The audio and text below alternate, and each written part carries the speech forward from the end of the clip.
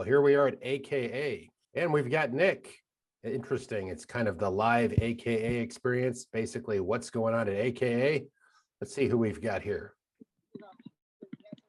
For Christmas time, or people will be coming back right after Christmas and then taking a break for New Year's? Yes. You know your Christmas shopping done? Oh, yeah, just about. Got a little bit more to do. Yeah, a little bit more Christmas shopping. I got grandkids, and so they're girls, so they can't have enough for young girls. That's for sure at Christmas time. That's true. So how many people are practicing just before the holidays? Is the full team in there, the local team, San Jose guys? Well, I got a good variety of fighters in there today. I got a Bellator, about 5 or 7 Bellator. Romero Cotton's here today. He's a great star. And I'd say there's about 30 guys in there today. Benitez, he's an excellent fighter in the UFC. You saw him go by. Oh, yeah, he's awesome. I love that guy. Who's AD. See, they're coming and going. They're running home. It's cold outside. You're staying there pretending it's not cold. Sunny California, but it's actually freezing, right? Well, as long as you're in the sun and ain't windy, it isn't bad. Probably about 50 degrees, but it's clear and nice out here today. What did you think about the Derek Lewis knockout this weekend? I was stunned at how relaxed he was. I'm not really surprised. I think the other guy approached it incorrectly. And if you give Derek Lewis, basically he's just like a one-act pony. He has a knockout punch, and he can't grapple. He can't do anything. But if you're dumb enough to stand back and let him punch you upside your head, then you probably take a loss against Derek Lewis. I thought it was fantastic. Yeah, he certainly got some kicks for a big guy. He's up in the air before you know it, throwing some crazy kicks for a massive man. It's kind of unexpected, right? He's getting that's getting he's shivering.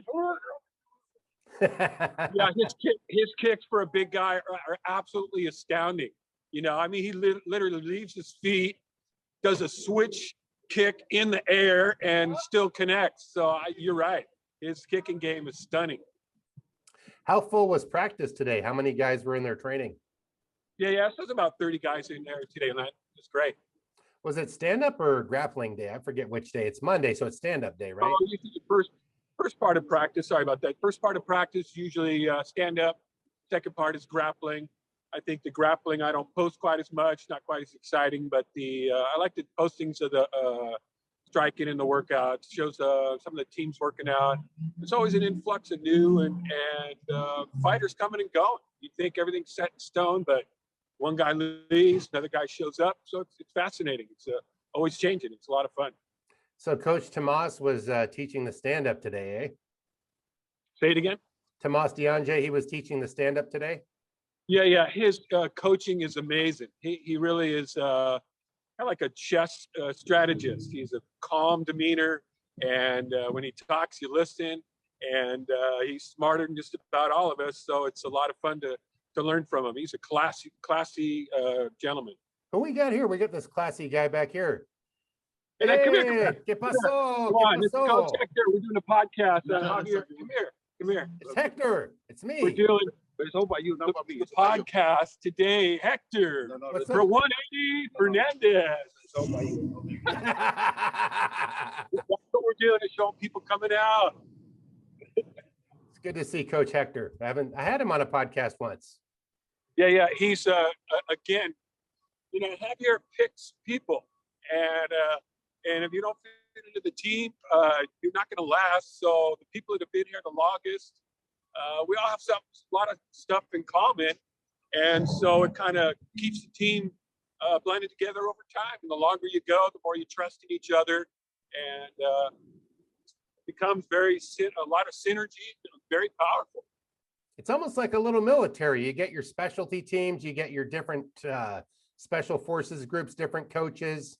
Right now, you get head coach Ron Kessler taking care of AKA right now. He's like the main coach, and then like Tomas, and then we had Mr. 180 right there, right? Yeah. You know, so Hector's a striking coach. Ron's the jiu-jitsu expert. And so everybody brings their expertise. And, you know, before it was all Javier with a branching underneath them, but there's a demand for Javier Mendez to be all over the world.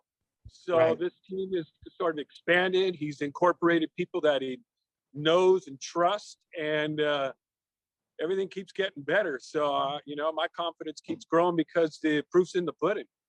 Now you get Kane showing up there a lot lately. Kane Velasquez, right? I haven't seen Kane in the last couple of weeks. Kane went off to do wrestling right before like that last posting I had with him. He went off and did, he's El Toro in wrestling. And I know he's really excited and he's having fun with that, but I haven't seen him since. So, everybody gets to come and go. You never know what you're going to see each day. See, everybody's just cruising. They're going home, man. It's holiday season. Practice is over. We're not going to a lot of guys stopping by today because first of all, you can't see in back of your head, but that's okay. It's all about the atmosphere. So, what did you think about the knockout of Jake Paul over Tyron Woodley? Was that surprising to you? I'm stunned. I wasn't a believer. I thought it was all a big farce. I believed in Hasbulla more than I believed in Jake Paul. So, Jake Paul I'm stunned. Javier mentioned during one of his podcasts that he thought his boxing coach was good and he thought his skills were good. And I was like laughing in my head, like, you got to be kidding me, But I thought Woodley was going to come out, go for broke and try to take his head off. I mean, otherwise his reputation's ruined, So Jake Paul has probably got a little bit more skills than any of us wanted to admit. Well, I mean, we admitted it. I was on the podcast, but I got to tell you, there was our other buddy Tony was on the podcast, and he had a great point. And this was the telling part. If you were looking at betting, I don't bet on fights, but let's say you were a bettor or you were trying to predict who was going to win. What he did talk about, the most crucial point was shoes versus no shoes. So when you watch the guys train in the gym, they're not wearing shoes most of the time, right? On the mats, they're training barefoot. MMA is barefoot, right? Right. So your muscles, it's like having different tires on your car. You either have 4-wheel drive tires or you have really slick, bald tires. So it depends. And when you're fighting without a shoe, your foot, your arch, everything's different, and how your muscles fire is different. So if you have more time training with the shoe on than a guy that's got, let's say, 10, 12 years of training without the shoe, well, of course, there was the wrestling shoe that Tyron used before, but that's not the same thing. But now he's going into boxing, right? So this guy, Jake Paul's been at it solid, not stop training, no vacations, 2-3 years. He had to put in the extra time. He couldn't take a shortcut, show up and, party on the weekend. He had to go at it 100%, and that's what it was. It's the difference. It's like gi, no gi. When Hoist Gracie, as Hav said, was grappling guys in the first UFCs, they didn't matter if they got sweaty. He would use the gi to dry them off and get grip again, and then add torque and choke them out. You know what I'm saying? Yeah, choke you out with a gi. Right. Say hi to Mo Alak real quick. I told you about our podcast today. What's up, buddy? How are you, Mo? So we're doing the Javier Mendez podcast today, live from AKA Gym. And if you don't know about Mo Alak now, you'll find out later. Yeah, very soon, very soon. What's up, Mo? How did you like it over there in Dubai with Javier? I wanted to ask him how he liked fighting over in Dubai. Experience. We really had fun. It was Javier was with me in my last fight in Abu Dhabi, and I'm fighting pretty soon. Finals come soon. You said that. Finals come soon. So we'll have an announcement when he knows from the beginning. Mo and I had a great relationship, and I'm trying to promote him on his way up. I see something special in Mr. Mo Beast Mode Alak. I like Mo because Mo has a judo background. Mo's a judo guy. I have judo background. I used to be in the Kuwait national team from 2012 until 2019. Then I came here to AKA, so I stopped doing after that. I'm impressed. I got to ask you a question, Mo. Yes. How hard was it to convert? Because I'm a judo guy too. I took Jigoro Kano style. So when I was young, I did judo too. And I never had to do it without the gi. You know what I mean? Without the judo. Yeah, it was tough in the beginning to switch from judo to MMA. Especially, I have to understand what's works in MMA and what doesn't. especially there are some punches are coming, so I have to mix it with the striking and the wrestling. So what do you find to be the advantage? Like, you think the advantage is your hip movement? You're having that tossing hip toss. Does that help you a lot? You're able to convert that without grabbing onto a gi or grabbing onto Yeah. a shirt, you know? Yeah, you mean the pressure in the gi? I can't hear you. It's really Yeah, clear. sorry. I was like, when you go from using, judo, we do it in a gi, and then Yeah. when you go to do it in MMA, how long did it take you to convert those skills over? Yeah, it took me really long, but with great teammates here, especially most the teammates here are wrestlers, so they helped me set everything together. They helped me mix the judo with the wrestling. Without the gi, I had to understand what works in MMA, what doesn't. Being a judoka, this doesn't mean I have to use all the techniques that I used to do in judo in MMA. Have to understand what works, what doesn't. I think it gives you a good advantage in wrestling. It works well in wrestling because I wrestled after doing judo. It was very helpful. But Yeah. then what about jujitsu? They use a little different submissions than we were using. The arm bar is the same, but some things are not the same. Some of their chokes and stuff. It's different. Yeah, yeah.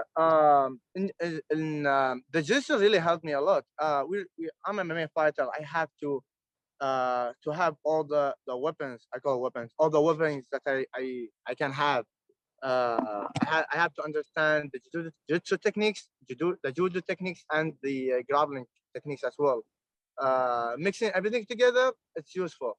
But you depend on only one advantage, it's really bad.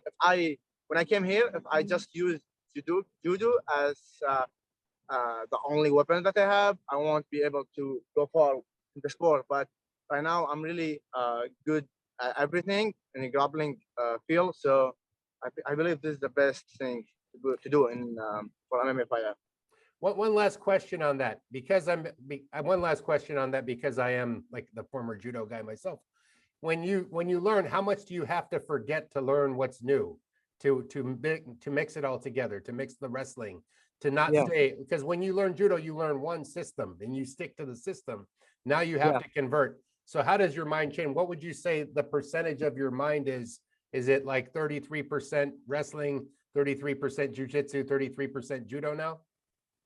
I believe 100% from everything. It's not like you divide it for everything. Like uh, judo is good. Judo is really great weapon. A great weapon in when you go to like the first range, the close to your opponent. But if you because there is no gi, you have to understand how to use the arm, the head, the neck of your opponents, even the wrist of your opponent. If you control these and you use them at the same power as I used to do in with the gi, it's a great, you know. That's awesome. Well, I look forward to you having more great fights in UAE Warriors. Talk to Javier about it a lot. I do the podcast with him, but we appreciate you coming on. It's nice for the people that watch the channel to see somebody new. And even though we talked about you, it's good to hear from you in person. So I wish you the best of luck. And we have Thank you for having me, man. Thank you. I appreciate that. happy holidays to you. And thank you for your time so much, Mo. Mo's a great guy. That's awesome. So that's one of our first fighter highlights. I think we'll do it for one. And I know you're cold, but I think I got enough to put out today's. And happy holidays to you and your family, and happy holidays to everybody watching the channel. Like and subscribe. This is our new thing with Nick, who will get us more fighters and kind of man on the street style reporting for the Javier Mendez podcast. This is just another clip that we do. Of course, we'll have Coach Javier back. So happy holidays to you, buddy. And stay warm, even though it looks warm. Happy holidays around the world for the Javier Mendez podcast. Tune in soon.